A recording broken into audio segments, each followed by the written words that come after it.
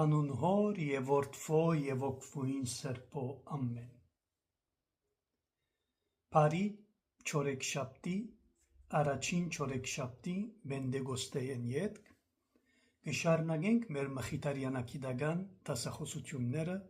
նվիրված ընթերցումներու բաժնին, հասած էինք թիվ 49-րդը հայերեն լեզվով։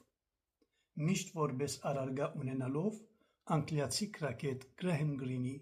Հովհաննես 20-9-րդի վերջին ծնունդը խորագիրը գրող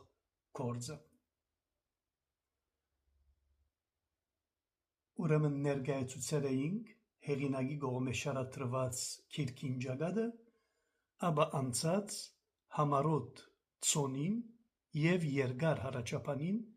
գրված այս վերջին երկուքը իմ կողմես արևմտահայերեն աշխարհապարի թարգմանության առիթով ստորագրելիս կողմէ։ Արդեն սկսած էինք ընթերցումի բաժնին և հասած էինք այն կետին, որ Հովհաննես 20-9 հետ ընկերացվելու այդ անծանոթ անձեն դեպի օդանավ, հետևաբար իր խուցեն դուրս հանած էին զինքը, հանձնած սպայիմը և օդանավի մեջ էր և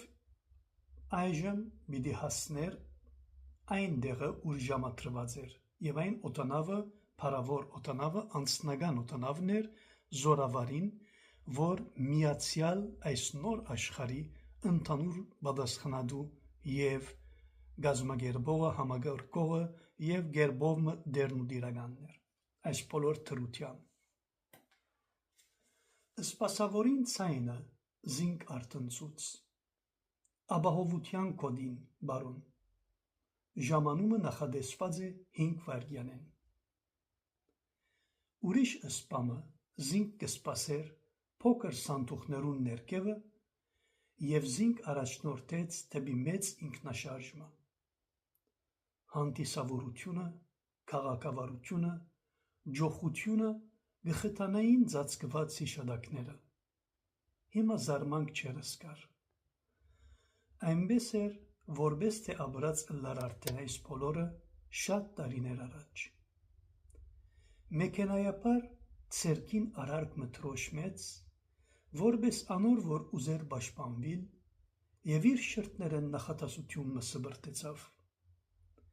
«Ես ծառաներուն ծառաներէն մեկն եմ» և անգադար մնաց, մինչ թռնակը կփակվեր։ Ճամփաները, որոնցմէ ինքնաշարժը